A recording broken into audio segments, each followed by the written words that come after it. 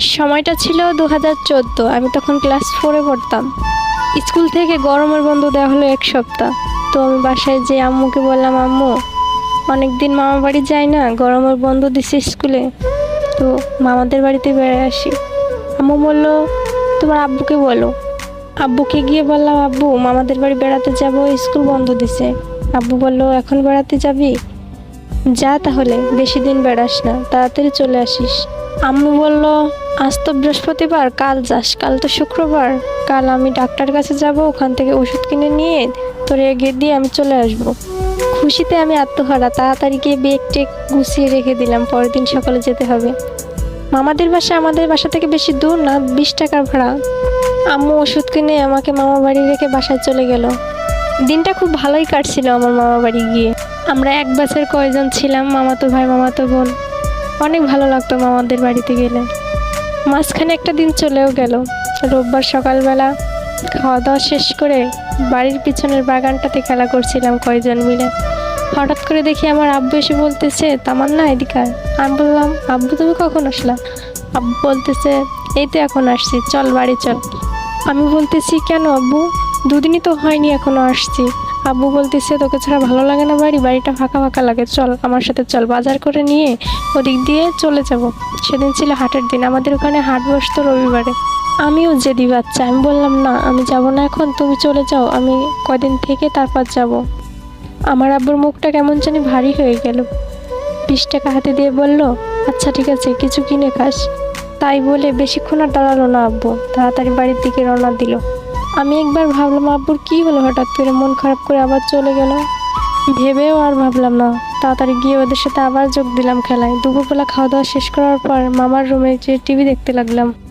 TV দেখতেছি কিন্তু আমার মনে কোনো শান্তি হচ্ছে না। চোখ দিয়ে মনে হচ্ছে চোখগুলো কেমন বের হয়ে যাচ্ছে, আমার পরানটা উতলা লাগছে খুব। জানি না কেন এমন হচ্ছে কেন। আমার রুম থেকে একবার বাইরে বের হচ্ছি, আবার রুমে ঢুকছি, টিভি দেখছি, তবুও মনে কেমন জানি লাগছে, চোখ দিয়ে এমনি এমনি পানি বের হচ্ছে, মনের ভিতর শান্তি পাচ্ছি না। হঠাৎ করে কে জানি আমার আন্টির ফোনে ফোন দিছে। ফোন দেওয়ার পর 4-5 জনে মিলে পিস পিস করে কী জানি বলছে। আমার কাছে মনে হচ্ছে ওরা আমার কাছে কিছু লুকাচ্ছে। এরপর আন্টি আমাকে এসে বলতেছে, তোর আব্বু অনেক অসুস্থ, তাড়াতাড়ি চল, বাড়িতে যেতে হবে এখনই। এর ভিতর মামা দৌড় দিয়ে এসে বলতেছে, তামান্না কোথায়? তামান্না, ওকে কেউ কিছু বলিস না, তাড়াতাড়ি রেডি হ, তামান্নার আব্বু বাজার করতে গিয়ে স্ট্রোক করছে। দৌড় দিয়ে ঘর থেকে বের হলাম। বললাম, আন্টি কি হয়েছে? আব্বুর কি হয়েছে? বলতেছে, তোর আব্বু অনেক অসুস্থ, তাড়াতাড়ি চল, কিচ্ছু হয় না, সব ঠিক হয়ে যাবে। এই কথা বলে আন্টিও কান্না করা শুরু করছে। আন্টির কান্না দেখে আমারও খুব কান্না পাচ্ছে। আমি মনে মনে ভাবতেছি, একটু আগেই আমার আব্বু আসছিল আমার কাছে, কি হলো, হঠাৎ এমন হলো কেন? পাশের বাড়ির এক মামার গাড়ি নিয়ে এসে মামা বললো, তাড়াতাড়ি সবাই উঠে পড়ো। সবাই তাড়াতাড়ি গাড়িতে উঠে পড়লো।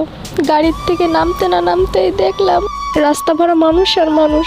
হঠাৎ করে আমার ভাই দৌড় দিয়ে এসে বললো, আমার না বোন, আমার এটা আমাদের সাথে কি হলো? বাড়ির উঠোনের সামনে যেতে না যেতেই দেখলাম মরা খাটিয়ার উপর শুয়ে আছে আমার আব্বু। আমার আম্মু ঘরের ভিতর চিৎকার করছে আর কান্না করছে। পাশের বাড়ির চাচিরা আমার আম্মুকে ধরে রাখছে। ওই দিন মনে হলো পুরো দুনিয়াটাই অন্ধকার হয়ে গেল আমাদের জন্য। শুধু আল্লাহকে বলতে লাগলাম, আল্লাহ এটা কি হলো আমাদের সাথে? এত কম বয়সে আব্বু হারা করলো আমাদের, ইতিম বানালো আমাদের। এগুলো বলে কান্না করতে লাগলাম। অল্প বয়সেই বাবাকে হারিয়ে ফেললাম। এখন অনেকটা বড় হয়ে গেছি, ভালো মন্দ বুঝতে শিখে গেছি, কিন্তু ওই অভাবটা না কোনোদিন আর পূর্ণ হবে না। বাবা মানেই হচ্ছে একটা বটগাছ, যে সব সময় ছায়া দিয়ে থাকে। ওই ছায়াটা যখন সরে যাবে না, তখন বুঝবা বাবার মূল্যটা।